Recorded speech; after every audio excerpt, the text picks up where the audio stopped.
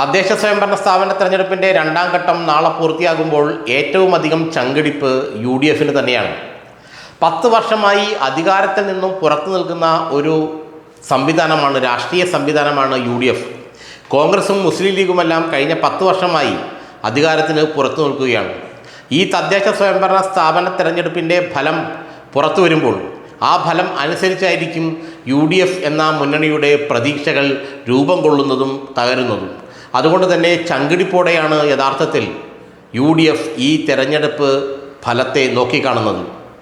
ശനിയാഴ്ച തെരഞ്ഞെടുപ്പ് ഫലം പുറത്തു വന്നു കഴിയുമ്പോൾ പിണറായി ഭരണം തുടരുമോ അതോ UDF ഭരണം വരുമോ എന്നുള്ള കാര്യത്തിൽ ഏറെക്കുറെ ഒരു സുചിന്തിതമായ അഭിപ്രായം ഉരുത്തിരിയുമെന്ന് എല്ലാവർക്കും അറിയാം. കാരണം ഈ ഒരു തദ്ദേശ സ്വയംഭരണ സ്ഥാപന തെരഞ്ഞെടുപ്പ് അതൊരു 2026 തെരഞ്ഞെടുപ്പിൻ്റെ ഒരു ലിറ്റ്മസ് ടെസ്റ്റാണെന്നാണ് പല രാഷ്ട്രീയ നിരീക്ഷകരും കരുതുന്നത്.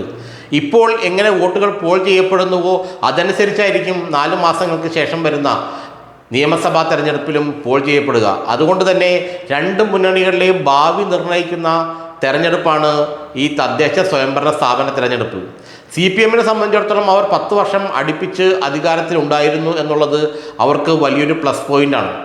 ഭരണത്തിലിരിക്കുന്ന കക്ഷിക്ക് തെരഞ്ഞെടുപ്പുകളെ നേരിടാൻ എപ്പോഴും എളുപ്പത്തിൽ കഴിയും. എന്നാൽ 10 വർഷമായി പ്രതിപക്ഷത്തിരിക്കുന്ന UDF പോലുള്ളൊരു മുന്നണിക്ക്, അല്ലെങ്കിൽ കോൺഗ്രസ്, മുസ്ലിം ലീഗ് പോലുള്ള പാർട്ടികൾക്ക് ഒരു തെരഞ്ഞെടുപ്പിനെ നേടുക എന്നുള്ളത് അത്ര എളുപ്പമല്ല. കാരണം അതിൻ്റെ പണം, അതിൻ്റെ സന്നാഹങ്ങൾ, മറ്റ് രീതികളെല്ലാം അധികാരത്തിന് പുറത്ത് ഇരിക്കുമ്പോൾ വളരെ കുറവായിട്ടായിരിക്കും ലഭിക്കുക. എന്നാൽ CPM ആ വിഷയമേ ഇല്ല. അവർ കഴിഞ്ഞ 10 വർഷമായി അധികാരത്തിലാണ്. അതുകൊണ്ട് സമ്പത്തും അല്ലെങ്കിൽ പണവും ആൾബലവും എല്ലാം ആ പാർട്ടിക്ക് നന്നായി ഉണ്ട്.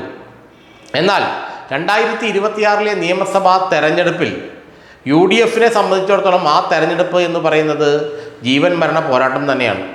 CPM ഒരുപക്ഷെ അങ്ങനെയാണെങ്കിലും അവർക്ക് കുറേയൊക്കെ സമാധാനിക്കാം. കാരണം 10 വർഷമായി അവർ അധികാരത്തിലിരിക്കുന്നതല്ലേ, ഇനി ഒരു 5 വർഷം അധികാരത്തിന് പുറത്തിരുന്നാലും വലിയ പ്രശ്നമില്ല. പക്ഷേ കോൺഗ്രസിനെ UDF സംബന്ധിച്ചിടത്തോളം ഇനിയൊരു 5 വർഷം കൂടെ അധികാരത്തിന് പുറത്തിരിക്കുക എന്ന് പറഞ്ഞാൽ അത് ആത്മഹത്യാപരമാണ്. ആ മുന്നണി പിന്നെ അതുപോലെ നിലനിൽക്കുമോ എന്ന കാര്യം പോലും സംശയമാണ്. മുസ്ലിം ലീഗ് അവരുടെ വഴി നോക്കി പോകുമെന്നുള്ള കാര്യം ഏറെക്കുറെ തീർച്ചയാണ്, ഭരണം ലഭിച്ചില്ല എങ്കിൽ. ഭരണം കിട്ടിയാൽ ഒരുപക്ഷെ കോൺഗ്രസും ലീഗും വളരെ ശക്തിയായി തന്നെ വീണ്ടും നിലനിൽക്കുമെന്നുള്ള കാര്യത്തിൽ മാത്രം സംശയമില്ല. അതുകൊണ്ട് തന്നെ CPM കരുതുന്നത് ഈ തെരഞ്ഞെടുപ്പ് അത് വരുന്ന തെരഞ്ഞെടുപ്പിൻ്റെ മുന്നോടി ആയതുകൊണ്ട് തന്നെ ഇടതുമുന്നണിക്ക് ഒരു 50% തദ്ദേശ സ്വയംഭരണ സ്ഥാപനങ്ങളിലെങ്കിലും ഭരണം പിടിക്കാനോ നിലനിർത്താനും കഴിഞ്ഞാൽ വരുന്ന നിയമസഭാ തെരഞ്ഞെടുപ്പിൽ ഒരു 75 സീറ്റെങ്കിലുമായി ഭരണം നിലനിർത്താമെന്നാണ് അവർ കരുതുന്നത്, CPM കരുതുന്നത്, പിണറായി കരുതുന്നത്, ഇടതുമുന്നണി കരുതുന്നത്. എന്നാൽ UDF അതുപോലെ തന്നെ കരുതുന്നത് ഒരു 50% മേൽ തദ്ദേശ സ്വയംഭരണ സ്ഥാപനങ്ങളിൽ ആധിപത്യം നേടാൻ ശ്രമിച്ചാൽ തങ്ങൾക്കും ഒരു 75 സീറ്റ് നിയമസഭയിൽ ഉണ്ടാകുമെന്നൊരു വിശ്വാസമാണ് UDF ഉള്ളത്.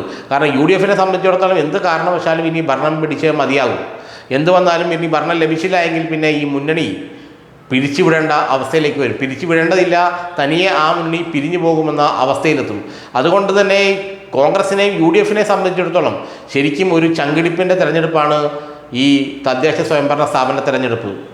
വരുന്ന ദിവസങ്ങളിൽ തദ്ദേശ സ്വയംഭരണ സ്ഥാപന തെരഞ്ഞെടുപ്പിൻ്റെ ഫലം വന്നതിന് ശേഷം UDF ആഗ്രഹിക്കുന്ന പോലെ ഒരു 50% സീറ്റിന് അല്ലെങ്കിൽ 48-50% സീറ്റുകൾ അല്ലെങ്കിൽ തദ്ദേശ സ്വയംഭരണ സ്ഥാപനങ്ങൾ അവർക്ക് പിടിച്ചെടുക്കാനോ നിലനിർത്താനോ കഴിഞ്ഞാൽ പിന്നെ വലിയ ആത്മവിശ്വാസത്തോടെയായിരിക്കും അവർ വരുന്ന നിയമസഭാ തെരഞ്ഞെടുപ്പിലേക്ക് പോവുക. നേരെ തിരിച്ച് CPM അല്ലെങ്കിൽ ഇടതുമുന്നണിക്ക് ഒരു 48-47% അല്ലെങ്കിൽ ഒരു 50% വന്നു നിന്നപ്പോൾ കഴിഞ്ഞ 2021 പ്രാദേശിക തെരഞ്ഞെടുപ്പുകളിൽ ഏതാണ്ട് 70%-ലധികം തദ്ദേശ സ്വയംഭരണ സ്ഥാപനങ്ങൾ CPM പിടിച്ചെടുത്തിരുന്നു, ഇടതുമുന്നണി പിടിച്ചെടുത്തിരുന്നു. 70%-ലും വിജയക്കൊടി നാട്ടിയത് CPM ഇടതുമുന്നണിയും തന്നെയാണ്. അതുകൊണ്ട് തന്നെ അവർക്ക് ഒരു 50%-ലേക്ക് വരിക എന്ന് പറഞ്ഞാൽ അവരെ സംബന്ധിച്ചിടത്തോളം ചിന്തിക്കാൻ പോലും കഴിയില്ല.